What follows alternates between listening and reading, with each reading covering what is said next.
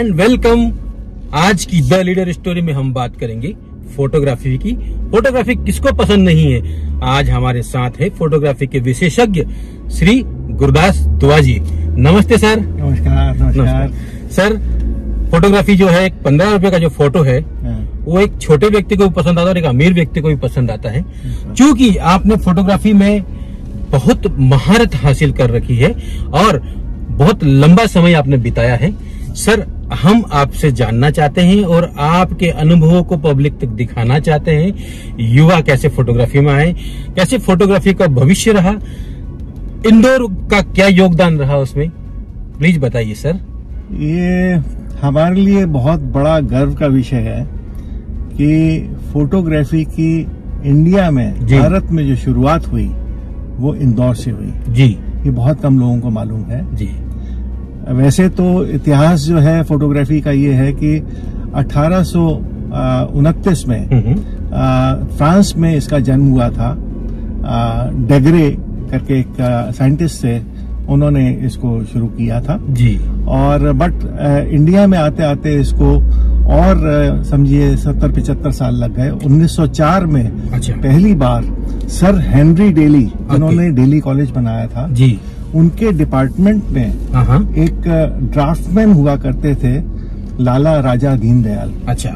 उनको sir Henry daily ने England से कुछ कैमरे और इक्विपमेंट मंगा के दिया। अच्छा। और उनको एज ए फोटोग्राफर अपॉइंट किया कि वो यहाँ पर फोटोग्राफी सीखें, स्टूडियो लगाएं और ब्रिटिशर्स के साथ साथ में होलकर एम्पायर की भी जितनी स्टेट्स हैं और जितने वहाँ के जो बिल्डिंग्स हैं उनकी वो फोटोग्राफी करें।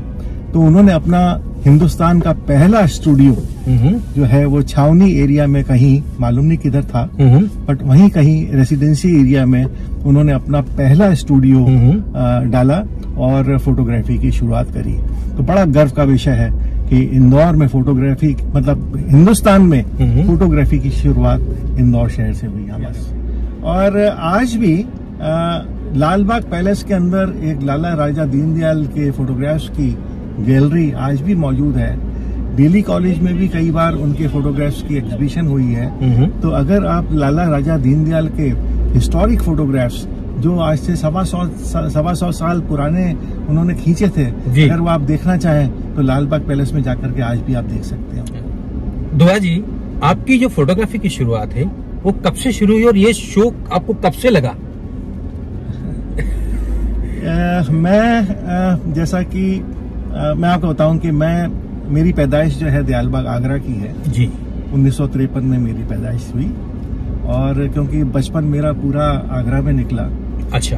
तो जब छोटा था मैं, तब गेस्ट आया करते थे घर में। अच्छा। तो उनको ताजमहल घुमाने जाना है। अच्छा। तो मेरे को भेज दिया जाता था कि आप उनको ताजमहल घुमा के लाओ जी। तो उनके साथ में जाता था ताजमहल घुमाने। वहाँ देखता था फॉरेनर्स को कैमरा के साथ में ताजमहल की फोटोग्राफी करते हुए। अच्छा। तब से एक दिल में एक ललक सी पैदा हुई कि काश मेरे पास में भी एक कैमरा हो और मैं भी कुछ फोटोग्राफी करूं जी। पर वो बचपन था मेरा, बचपन में मेरे हाथ में किसी ने कोई कैमरा देना नहीं था।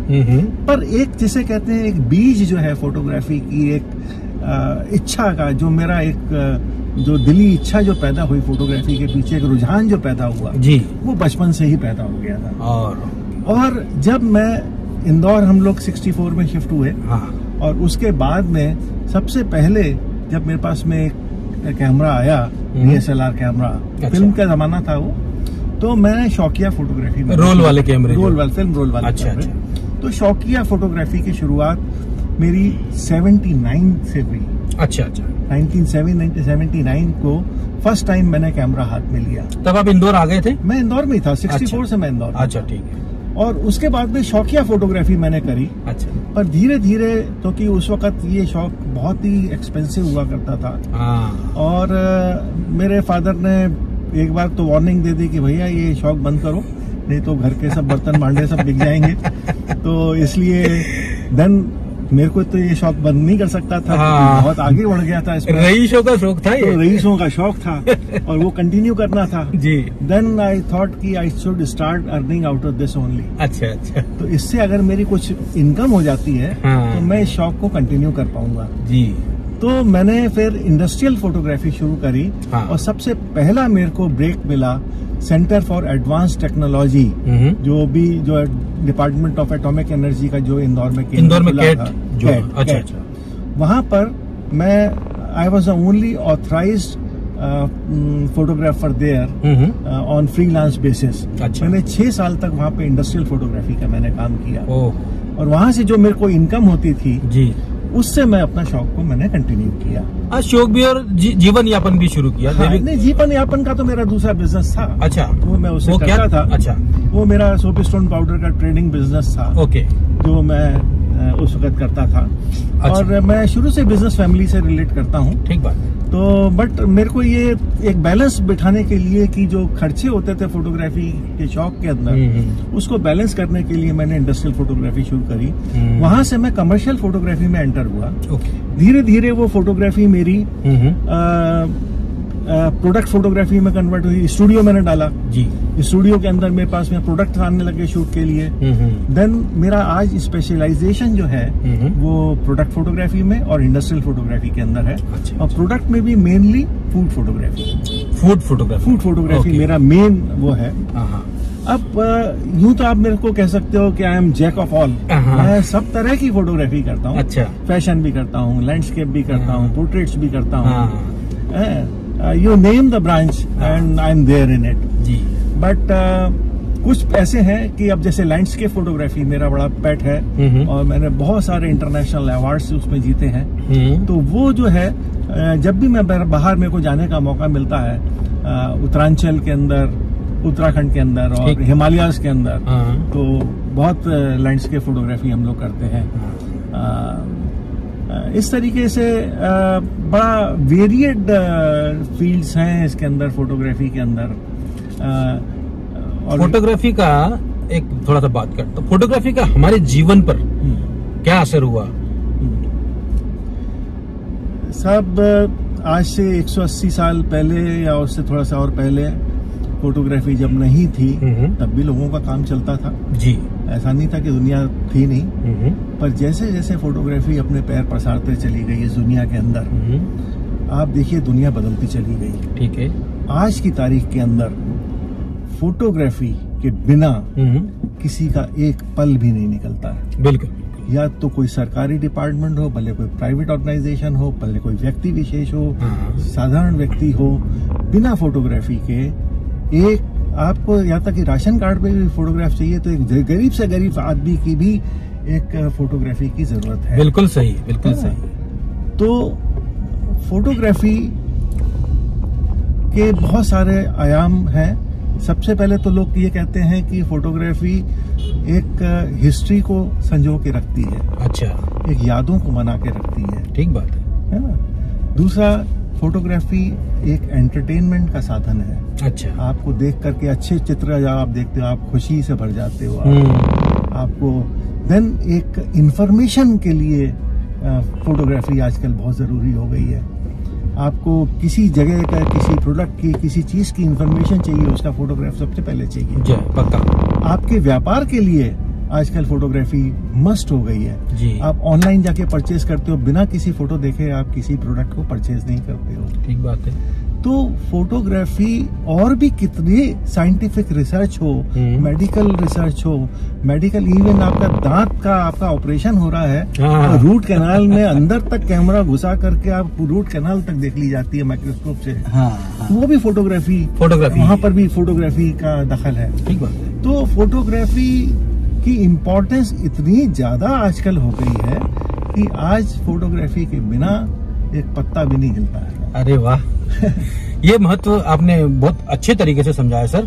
सर ये बताइए कि जो हमारा इंदौर में जो फर्स्ट स्टूडियो खुला था पहले और आज विभिन्न स्टूडियो रहे हैं, तो इस परिदृश्य में फोटोग्राफी की तरक्की कहाँ तक हुई आज इंदौर में? देखिए, इंदौर की तरक्की कुछ खास अलग नहीं कह सकते हम कि इंदौर की तरक्की कुछ खास अलग हो गई है। आज जैसे दूसरे हिंदुस्तान के दूसरे देशों में जिस तरह से फोटोग्राफी पनप रही है, उसी तरीके से इंदौर में भी पनप रही है। क्योंकि टेक्नोलॉजी जो नई आती है जी, उसका असर सिर्फ एक शहर पे नहीं होता। उसका पूरा ग्लोबल असर होता है। अच्छा। पूरा शहर ही नहीं, पूरा देश, पूरा विश्व के ऊपर उस टेक्नोलॉजी का प्रभाव पड़ता है। तो वो प्रभाव सर्वत्र है। तो इसको ऐसा नहीं कह सकते कि हमारे क्योंकि इसका जन्म इंदौर में हुआ, फोटोग्राफी का जन्म मतलब इंडिया में सबसे पहला इंदौर था, तो इंदौर को कुछ अलग से कुछ खास मिल गया, उस वक्त जरूर मिला। अच्छा। पर आज के समय के अंदर वो सब दूर एक जैसा है। ठीक बात है। हाँ, वर्ल्ड वाइड है, वर्ल्ड वाइड है। सर, फोटोग्राफी की सफर में आप क्या जवाबदारी समझते हैं और क्या क्या आप नया समाज को देना चाहते हैं? देखिए, हमने आज मेरे को 33 साल हो गए फोटोग्राफी करते हुए जी। तो पहले तो मैंने खुद सीखी फोटोग्राफी, फिर अब ये हो जाता है जब सीख ली मैंने, बहुत सारी फोटोग्राफी कर ली और आज सोनी ने अपना मुझे ब्रांड एम्बेसडर बना लिया है। अरे वाह।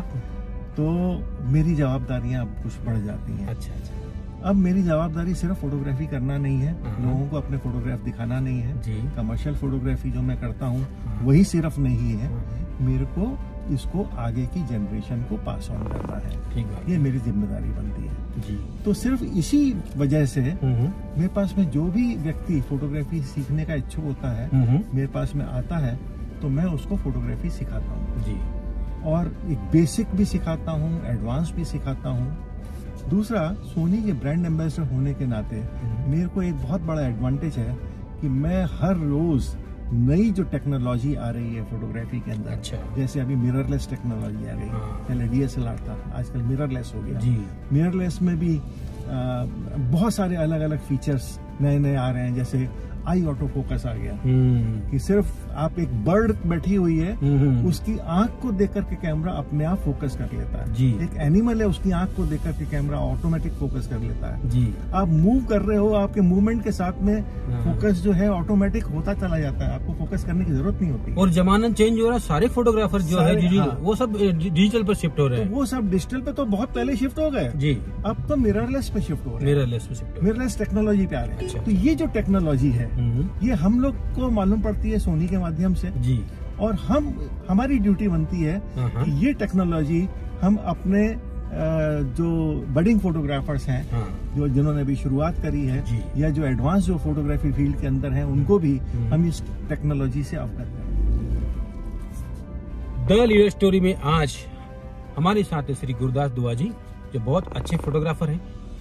सर से एक अंतिम सवाल, सर हमारे युवाओं को क्या संदेश देना चाहते हैं कि वो फोटोग्राफी में आए और अपना कैरियर बनाएं?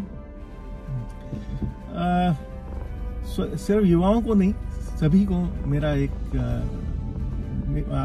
आग्रह है कि अगर फोटोग्राफी के क्षेत्र में आना है, इसके लिए कोई एज की जरूरत नहीं है जी। एक छोटा सा स्कूल गोइंग बच्चा भी फोटोग्राफी में आजकल बहुत इंटरेस्ट लेता है, युवा तो लेते ही हैं जी। इवन अगर आप रिटायर हो गए हैं तब भी आप बहुत अच्छी फोटोग्राफी कर सकते हैं और इसको बहुत अच्छा अपना शौक बना सकते हैं जी। रिटायरमेंट के बाद का। तो कोई किसी भी एज के अंदर हो, आप फोटोग्राफी को अपना शौक के रूप में और प्रोफेशन के रूप में, दोनों रूप में आप इसको स्वीकार कर सकते हैं। पर इसमें एक ही चीज है कि जब भी मैंने देखा है, जनरली देखा है कि लोग जैसे युवा लोग होते हैं, वो फोटोग्राफी शुरू करते हैं और ऐसा सोचते हैं कि मैं रातों रात बिल्कुल एकदम नामी गिरामी फोटोग्राफर बन जाऊं जी जी। तो ऐसा किसी फील्ड में नहीं होता और फोटोग्राफी में भी नहीं होता है। इसके लिए ये है कि आपको एक एक स्टेप बाय स्टेप आपको आगे बढ़ना है फोटोग्राफी के अंदर। सबसे पहले बेसिक सीखिए, थोड़ा सा फिर एडवांस जाइए, फिर टेक्नोलॉजी को समझिए, ऐसे करके कुछ प्रैक्टिस करिए, किसी सीनियर फोटोग्राफर्स की उसमें हेल्प लीजिए। अच्छा। और इस तरीके से आप अपने स्किल्स को इम्प्रूव करते हैं। जैसे हम लोग ग्लेंस मेस्ट्रो ग्रुप के अंदर करते हैं, हमारा काम यही है कि लोगों के स्किल्स को इम्प्रूव करना, फोटोग्राफी के स्किल्स को इम्प्रूव करना। तो this is not a matter of just 1 or 2 years, it takes life to get the specialisation. आजीवन सीखते रहो, आजीवन सीखते रहो। और ये बहुत अच्छा शौक है। मैं आपको बताऊं, खास करके महिलाओं के लिए, लड़कियों के लिए बहुत ही अच्छा शौक इसलिए है कि एक तो लाइट वेट कैमरा है जी, बहुत आसानी से हैंडल कर सकते हैं। इवन प्रोफेशनल फोटोग्राफी वो बहुत अच्छी तरीके से कर सकते हैं जी जी जी जी। तो इसको एज ए प्रोफेशन भी यूज करना है, अगर अडॉप्ट करना है किसी को, तो भी हर किसी के लिए बहुत अच्छा है। हाँ, ये है कि एक्सपेंसिव जरूर है, इक्विपमेंट बहुत एक्सपेंसिव होता है और उसको शुरू करना थोड़ा हर किसी के लिए, अगर थोड़े पैसे की बात करें तो इन्वेस्टमेंट बहुत हैवी है, क्योंकि पहले इतना नहीं था। पहले तो 5,000 रुपये में एक कैमरा आ जाता था, पर फिल्मों का खर्चा बहुत ज्यादा होता था। अब आजकल वो फिल्मों का खर्चा खत्म हो गया, आपको कोई फिल्म नहीं डालनी है उसके अंदर, कोई एक पैसा भी आपको किसी इमेज के ऊपर खर्च नहीं करना है, इमेजेस सब आपको फ्री हैं, बट इनिशियल कॉस्ट लेंसेज की और कैमरास की वो बहुत ज्यादा है। ठीक बात है। तो धन्यवाद आपको। आज हमारे साथ थे अनुभवी फोटोग्राफर श्री गुरदास दवा जी। बहुत बहुत धन्यवाद। धन्यवाद sir. Thank you, thank you, thank you. Vasant Panjal ji, मैं सबसे पहले तो आपको बहुत बहुत मुबारक देता हूं कि आपने ये लीडरशिप स्टोरी का जो ये आपने शुरू किया है, ये बहुत ही बढ़िया कंसेप्ट है। इस लीडरशिप स्टोरी से जो अलग अलग पर्सनैलिटीज, जो अलग अलग फील्ड्स में जो काम कर रहे हैं, उनके बारे में तो मालूम होता है, उनकी फील्ड के बारे में भी जो लोगों को नॉलेज मिलती है, वो एक बहुत अच्छा माध्यम आपने ये तलाशा है और इस पे आप ये काम कर रहे हैं, ये वाकई तारीफ के काबिल है। और मैं आपको इसके लिए बहुत बहुत मुबारकबाद देता हूँ और मेरी शुभकामनाएं देता हूँ कि ये आपकी लीडरशिप स्टोरी इसी तरीके से, जिस तरीके से आप कर रहे हैं, वो आप अच्छी पर्सनैलिटीज को आप इसमें आप इंक्लूड करते चले जाएं और लोगों को उनसे मिलने का मौका दें। धन्यवाद।